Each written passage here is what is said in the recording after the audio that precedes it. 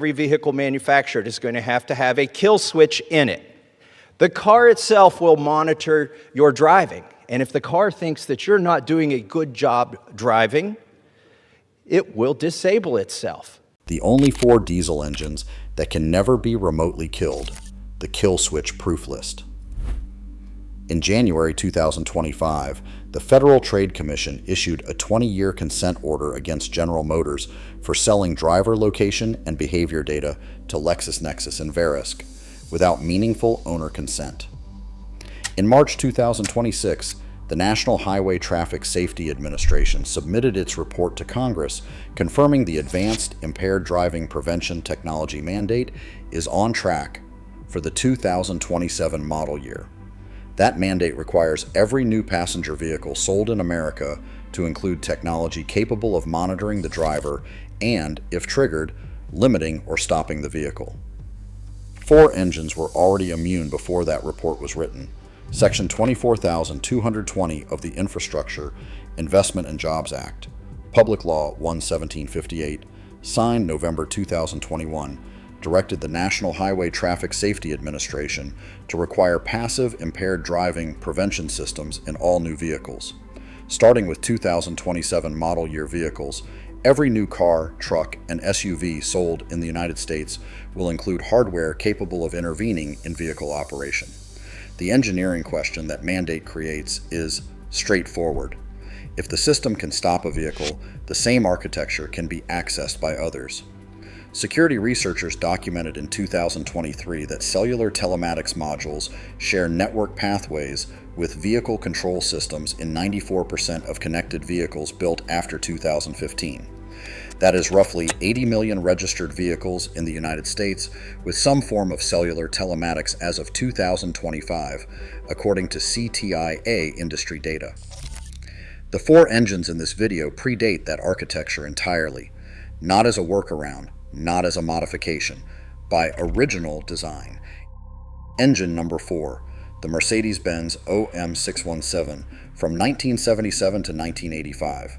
The OM617 is a 3.0-liter, 5-cylinder, mechanical diesel fitted to the W123, Model 300D, and the W116, Model 300SD.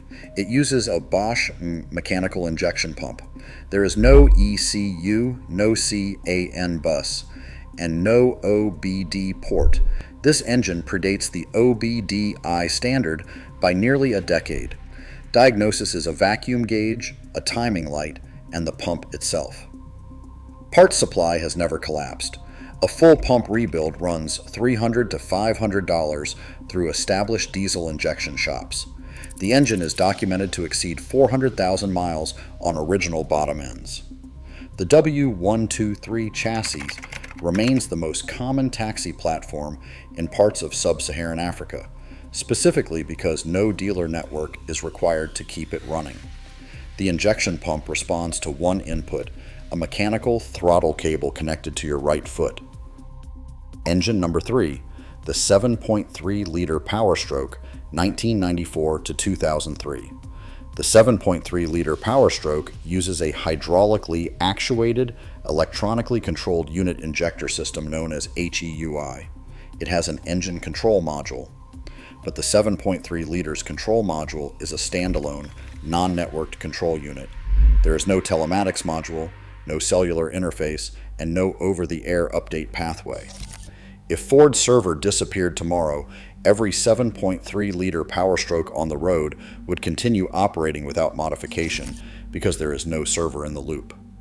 Firms including ATS Diesel and Strictly Diesel currently offer fully remanufactured injector driver modules. The platform is estimated to be in 1.2 million registered vehicles in the United States, according to 2024 Federal Highway Administration data. The 7.3 has a control module. The next 2 engines on this list do not.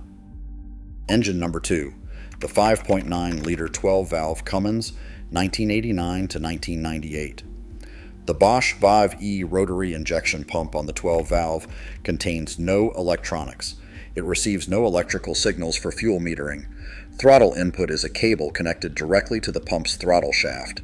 Remove the battery from a 1994 Ram 2500 with a 12-valve Cummins. The engine will continue to run. This is not theoretical. Cummins Forum, a community with over 250,000 registered members, has documented this in hundreds of threads. The pump does not care about electrical supply once the engine is running because it does not use one. The kill switch mandate requires an electronic intervention pathway to the vehicle's propulsion system. On the 12-valve Cummins with the Bosch Viv E pump, that pathway does not exist. You cannot send a signal to a component that contains no receiver. The March 2026 NHTS-A report's technical appendix focuses on vehicles with electronically controlled throttle bodies and fuel systems that depend on the engine control module. The 12-valve P pump falls outside every category the mandate's enforcement mechanism assumes. One specific modification extends this further: the P pump swap. The VE rotary pump can be replaced with a Bosch P7100 inline injection pump with no electronic inputs of any kind. P pump swapped 12-valve engines are documented to produce over 500 horsepower at the rear wheels, while remaining entirely outside any electronic control architecture. P7100 pumps run $800 to $1,400 rebuilt. No reprogramming, no dealer authorization required. Engine number 1, the 12-valve Cummins with the P7100, and why the industry noticed. The Alliance for Automotive Innovation spent $3.3 million in a single congressional cycle opposing right to repair legislation affecting an estimated 47 million vehicle owners, according to disclosures filed with the Senate Office of Public Records. Their stated position centers on cybersecurity.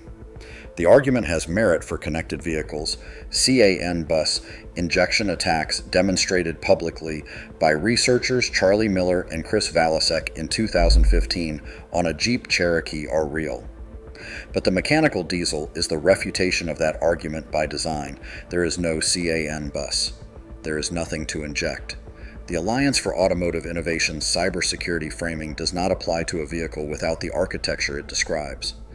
The Automotive Service Association, representing over 8,000 independent repair shops, documented in 2024 that independents were locked out of repair procedures on more than 60% of vehicles built after 2018.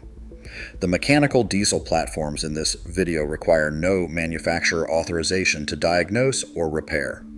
The Federal Trade Commission's consent order against General Motors found OnStar sold hard braking events, location history, and speed patterns to LexisNexis and Verisk, who resold it to insurance underwriters. It does not affect any vehicle that never had an OnStar module installed. The 1994 Ram 2500 never had one. The 1999 Ford Super Duty never had one. The 1982 Mercedes 300D never had one. The 2027 model year begins production in approximately the third quarter of 2026. Vehicles meeting the new mandate standard will be on lots before this calendar year ends. 3 things you can do this week that carry actual weight. First, the federal action. The rulemaking docket number is NHTSA-2024-0053. Search it at regulations.gov and submit a comment addressing how the mandate applies to vehicles without electronic throttle control. Specific technical comments carry more weight than general objections. Second, the state action. Right to repair legislation is active in at least 12 state legislatures. The Automotive Service Association publishes a live tracker at asashop.org. A constituent call about a specific bill number is logged differently than a general complaint. Third, the personal action. If you own one of these 4 platforms, drop your year, engine code, and current mileage in the comments. The 12-valve Cummins community has trucks at 500,000 miles. The 7.3-liter Power Stroke community has documented 600,000-mile engines. That record matters in the policy conversation. 4 mechanical diesel engines, the OM617, the 7.3-liter Power Stroke, the 5.9-liter 12-valve Cummins, and its P-pump variant. Each was designed before the architecture the 2026 mandate assumes even existed. They cannot be remotely limited because there is no remote pathway to their fuel delivery systems. That is not a modification. That is the original engineering, and that is what vehicle ownership used to mean. If this video gave you something worth keeping, hit like and share it with someone standing at a dealership right now.